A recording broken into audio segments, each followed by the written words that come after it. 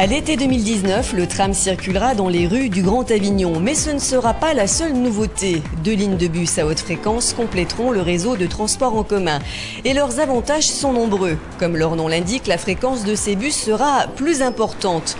Toutes les 8 à 10 minutes contre 15 à 20 actuellement. Les véhicules, eux, seront prioritaires grâce à un système de feux tricolores.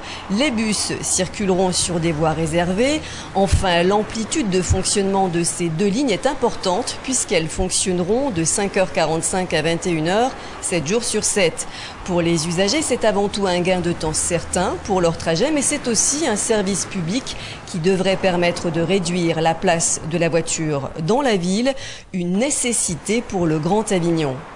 Ce qui nous importe, ce n'est pas que le tram sur une partie d'Avignon, mais c'est l'ensemble des mobilités au niveau de l'agglomération. Et aujourd'hui, nous devons desservir aussi des quartiers un peu plus éloignés, mais qui ont une population importante. Je pense à Avignon-Nord-le-Pontet, je pense au quartier de l'hôpital, je pense à Agroparc sur lequel nous sommes aujourd'hui.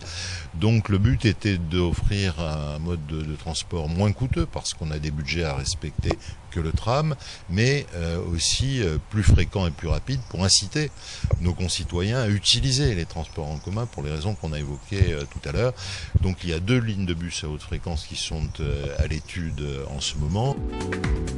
Le tracé de ces 2 lignes de bus à haute fréquence correspond au parcours actuel des bus 2 et 3 du réseau TCRA.